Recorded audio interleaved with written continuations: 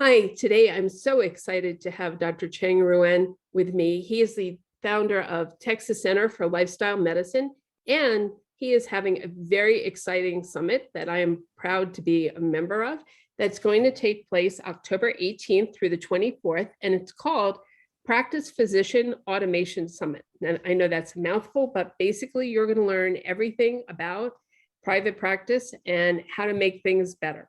So thrilled to have you here today. Thanks so much, Sandy. Really happy to have you here. Your background is so much cooler than mine because I'm stuck in my sister's bedroom. So I'm really jealous. Well, it's actually really windy here today in Lake Tahoe, so it's clear as a bell. Oh, But anyway, yeah. I'm really thrilled to have you to talk about lifestyle medicine and how you actually started this practice.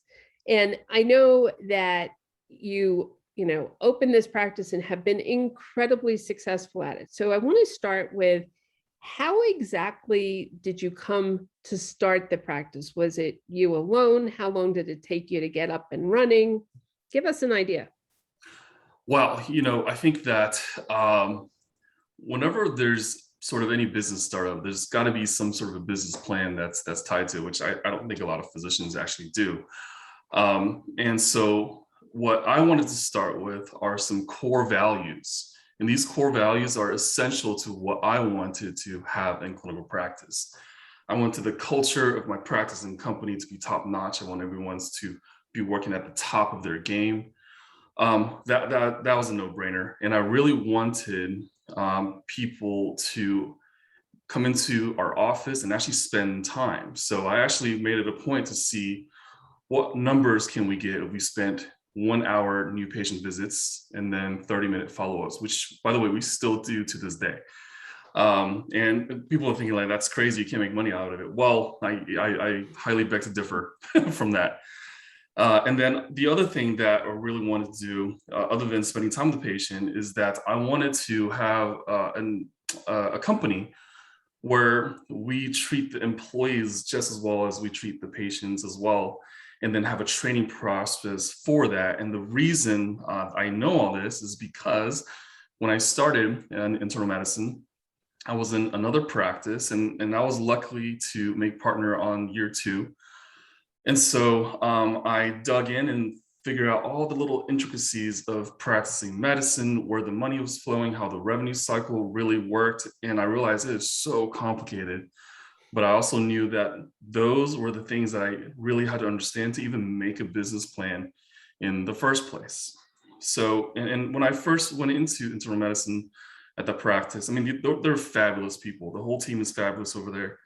But my issue is that, originally I had 10-minute slots with my patients. Oh, wow. And yeah, and 80% of my patients were diabetic. And I love talking about food and cooking and, making shiitake noodles instead of pasta and stuff like that. And I realized I was running behind all the time, and I was really, really burnt out. And I was doing inpatient at the time too. Plus I was doing hospice. Plus I was doing sports medicine, being on the sidelines with the football players on the field. And so it really got tiring and burnt out, even though it was a great experience. But I knew what I didn't want to have. And so I wrote this book in 2014, The Ultimate Guide for Type 2 Diabetes Reversal, with a dietitian friend of mine. We co-wrote it together, and we put it onto Amazon. Became a huge hit. And the reason we even did that project is because, well, I needed to know that I want to be able to scale my knowledge and my passion like outside of clinical practice. So in designing that book and launching social media, I gained about 500,000 followers during those 2 years between 2014 and 2016. And so I was able to, whenever eventually I started my practice, I was able to take my followers sort of with me. And I have what's like to call a whisper campaign. Whisper campaign basically means that, hey, guys, I'm starting a practice. This is the building I'm going to be in. This is the drywall. It's not even put up yet. And I actually put on social media each of the steps. And the idea is to get people to whisper to each other, hey, Dr. Ron's opening a practice, Texas Center for Lifestyle Medicine. This would be really cool. And It's so, coming. yeah, it's coming. So I haven't bought into the process. So we were actually able to fill up our entire first 6 weeks prior to even opening. But then nature happened called Hurricane Harvey, and that's a whole other story. Having lived through Hurricane Katrina, I totally get that. So yes. Yeah. But I think, there are a couple of really great points that you bring up. Number one, you had the overwhelming advantage of actually doing the due diligence of understanding how the practice ran before you decided to start your own practice. And, one of the things I talk about all the time is that you can't possibly expect as an employed physician to just go to work, show up in the morning, walk into clinic, see that first patient, walk out at the end of the day, and have absolutely no idea how did the patient get scheduled, how did the copay get collected, how essentially is the sausage made? Because ultimately, when you start your own practice, the seeing of the patients is really the easiest and the Yeah. shortest part. There's a whole lot of other stuff that's going on here. And if you have no idea what that is before you open that practice, the learning curve is that much steeper. I think your whisper campaign idea is exactly it. I think the problem when starting a practice, especially for people who have a non-compete, we should talk about that. You can't go out and solicit people, right? You can't tell them, hey, I'm going to such and such location. But you can have a Facebook page, you can have a social media presence, you can generate a newsletter, right, and get people's emails and simply give them information. And it sounds like that's exactly what you did by writing this book, is give them information and have them want to hear more from you.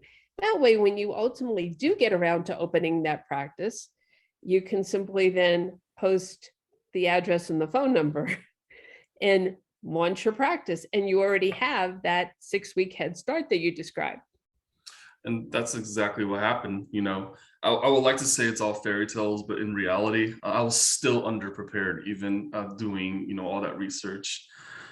So I think that the biggest takeaway, if doctors are kind of out there starting their practice or they're in private practice just starting out, is that yes, there are non-competes that exist. I was fortunate not to have one, but there are non-competes that exist. But none of them prevents you from telling your story on social media, on your blog, because you're not soliciting anybody and say, hey, this is exactly just what I'm doing, right?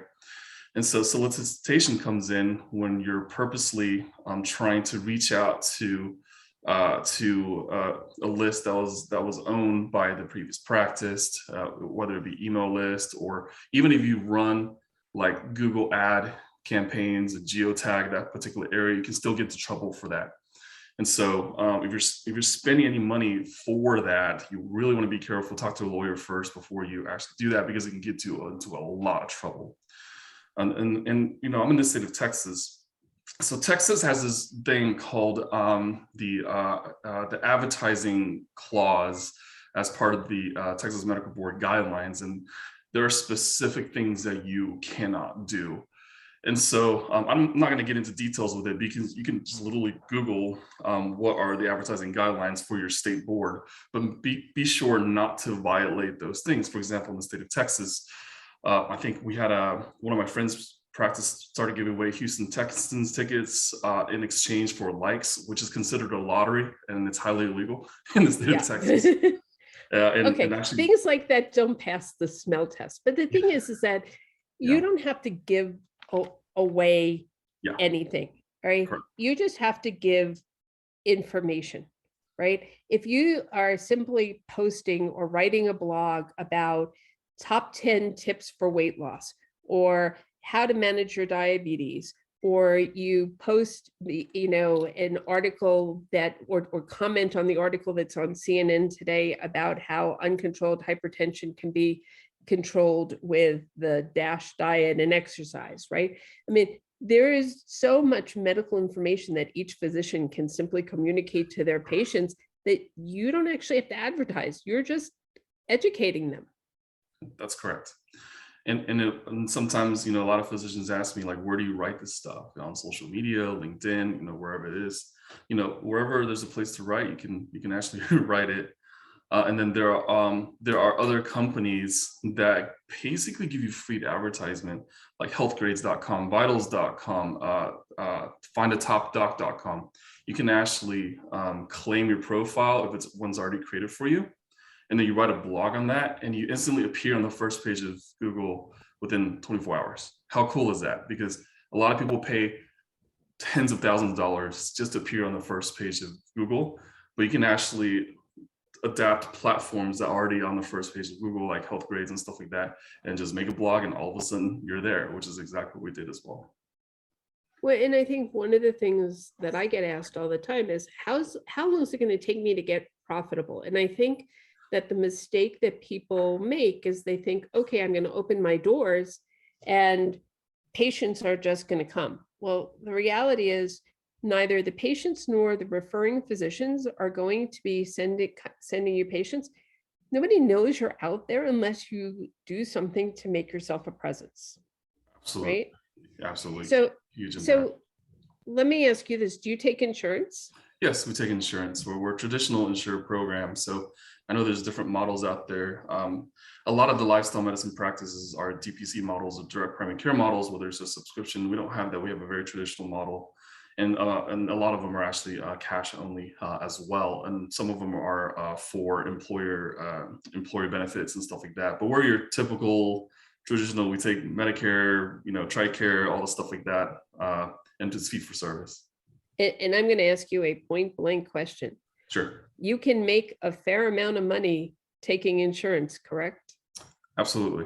Well, and I asked that because everybody seen that I talked to wants to do lifestyle or integrative medicine, and they all want to do it for cash.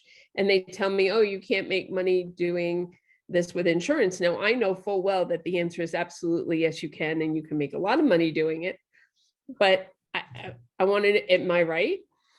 You're absolutely right. And I think where the problem is, a lot of the doctors I speak to don't really have a guide of how to do this. So if you look at the American College of Lifestyle Medicine, they have a lot of billing resources that are there. They have a lot of new CPT codes that are coming out. And that's one of the resources you can tap into, the American College of Lifestyle Medicine. And not only that, there's other models. You just have to kind of think outside the box. 2019 was a huge year for CPT and reimbursement. Because of MGMA, we all of a sudden have these digital communication codes. When you text a patient, when you email a patient, it's billable. When you pick up a phone call and talk to them 5 minutes, it becomes billable. So per minute unit time, it actually pays more than your E&M visit. And so, we really have to put your feelers out for this. And I feel like a lot of people don't have understanding, but I think the root is probably a little more upstream, is that the revenue cycle is a black box for most doctors. It is extraordinarily complicated, unnecessarily so, but it is a black box because there's 12 points in the revenue cycle where you don't get paid. And you have to know all 12 different points, and it's not that obvious. And that's the main issue, I think, with a lot of lifestyle medicine doctors. So when you started this practice, I know right now you have multiple providers in your practice. Mm-hmm. When you first started, was it just you? Yeah, so I was the only doctor, but we had 4 other nurse practitioners in the PA, and then we got 2 health coaches after Hurricane Harvey. And so, yeah, so it was a very interesting experience. And I'll tell you, I experienced that first year. It was some of the toughest times in my life, and I learned a lot of valuable lessons from it, and learned really how to lead a team through the toughest times. And so, yeah, so there was a lot of us, and then I also learned one of the most valuable lessons that I'm going to take away for the rest of my life. And the lesson is this: is you get what you tolerate. So if you tolerate people that may be toxic within an organization, that's what you get. And so learned a lot of lessons through that. Well, and I think that that's actually also a very important message, because you create the culture. You, as the practice owner, really create the culture for your employees.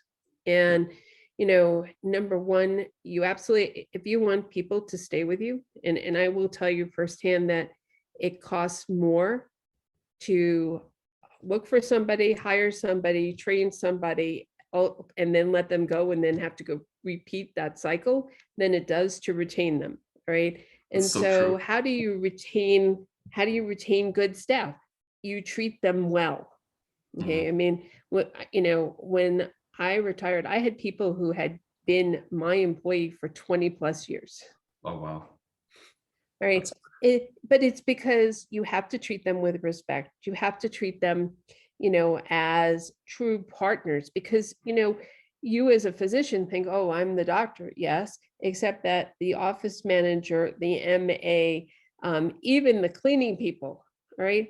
Everybody helps to row the boat in the same direction and run your practice. And if you discount those people and have a culture that is, oh, I don't really care about you, then people don't stay. And I think to your point, all, there's the old story about the one bad apple spoils the whole bunch.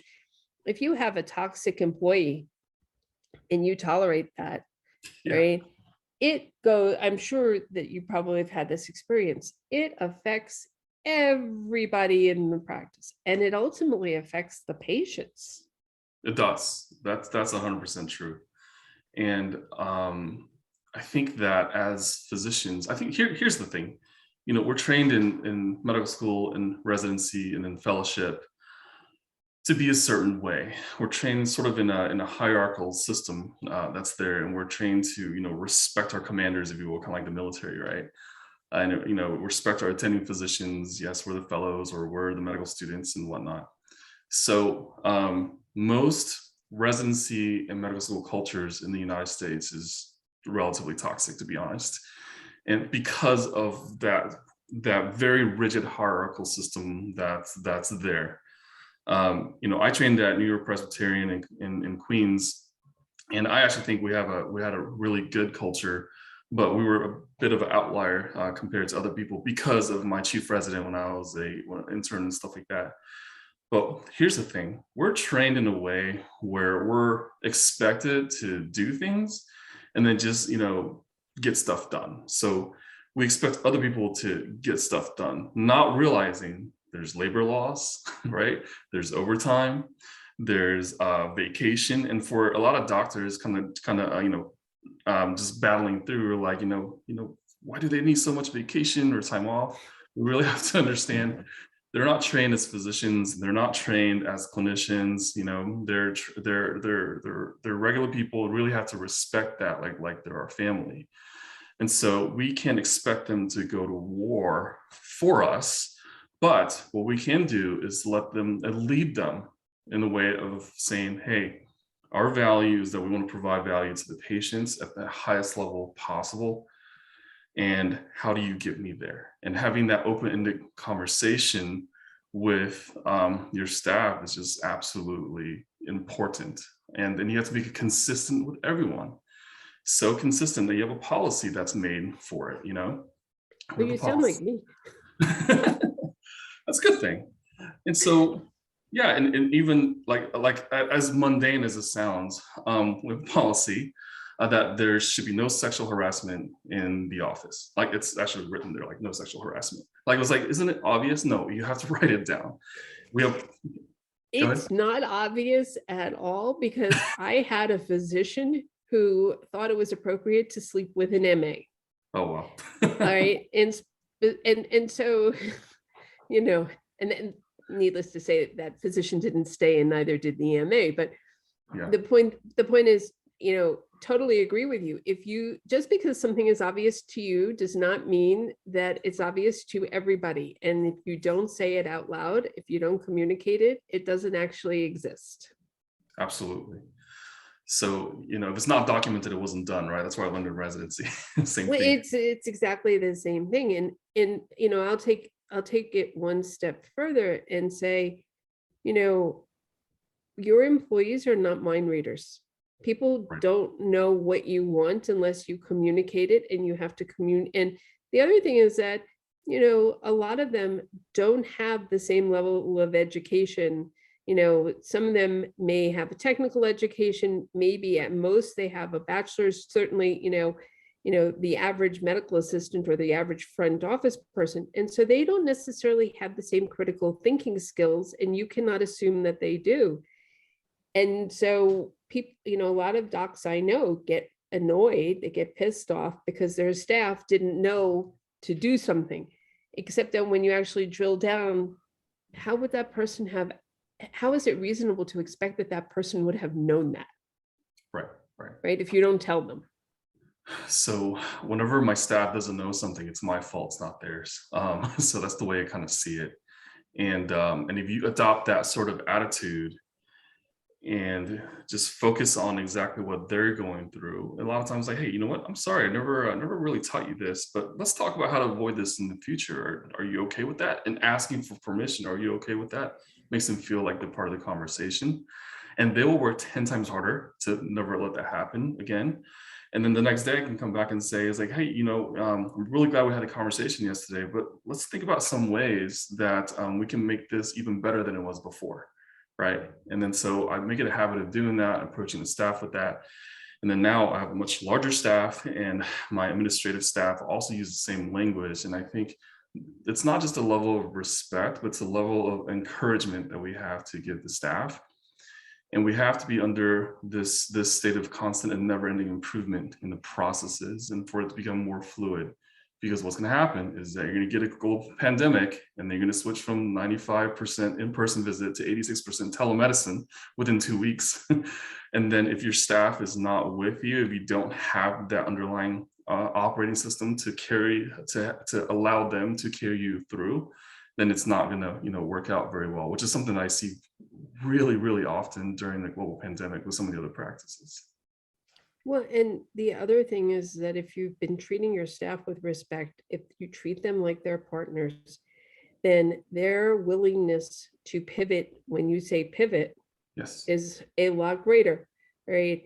If you aren't very nice to them, if you don't communicate with them, and then you want to pivot, they're confused, and yes. B, they're annoyed, both of which are not recipes for success. No, definitely not. And I think this also goes to our previous point of documenting the process. Like, employee handbooks are an absolute necessity to have, so that you can literally, if something needs to be pivoted and done, we have emergency staff meetings. Let's pull out the handbook and say, what can we do differently to accommodate for more telemedicine visits, and et cetera, right?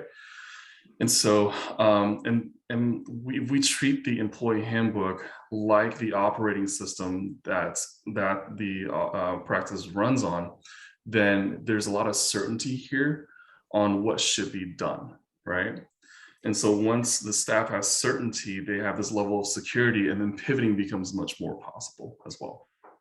Interesting that you use the term employee handbook. I think that you and I probably are using different terms.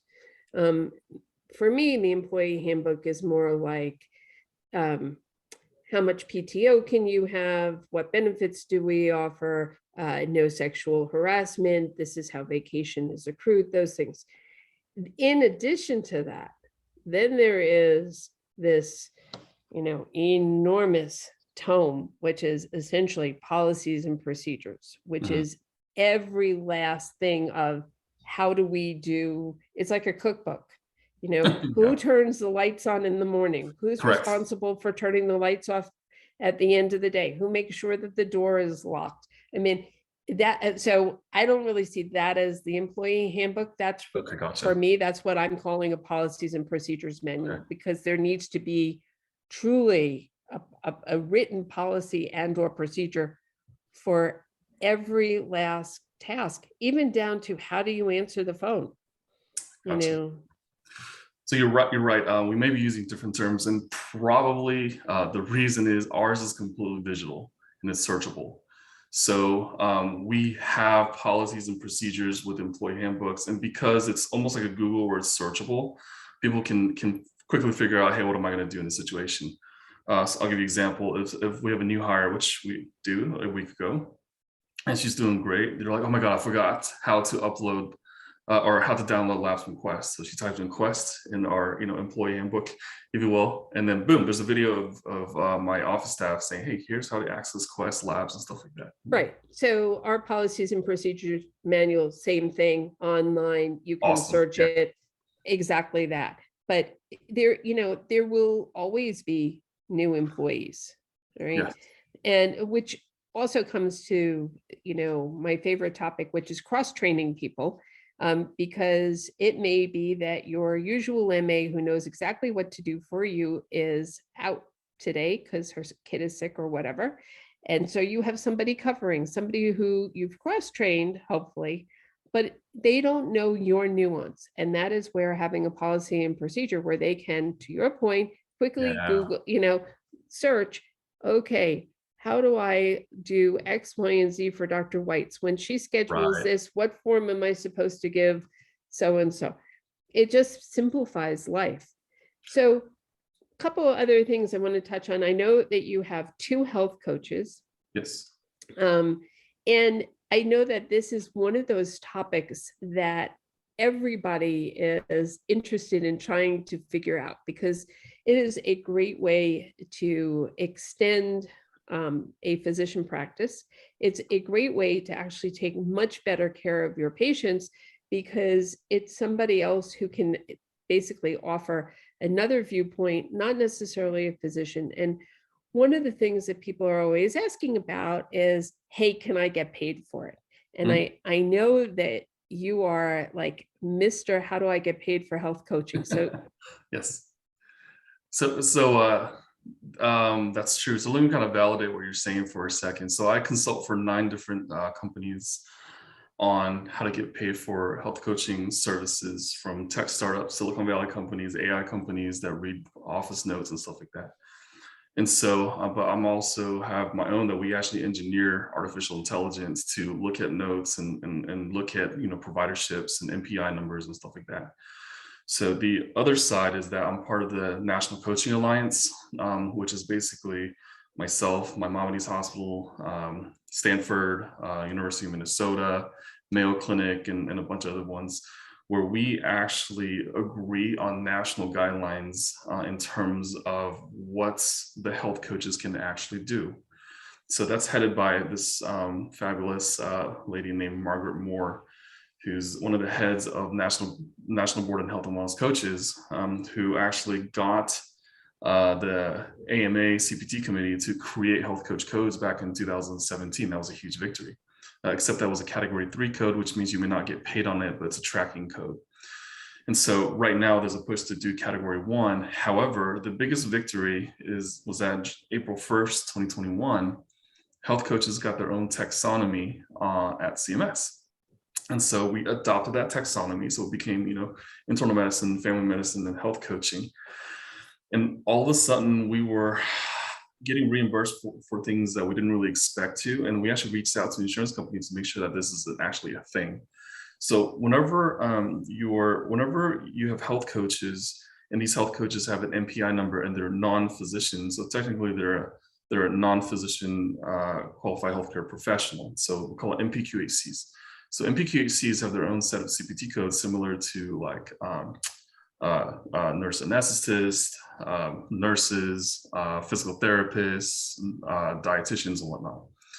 And so under the health coach taxonomy, because they are designated these title, we started utilizing them for all the things that we needed to collect for core metrics, for the ACO, for preventative care.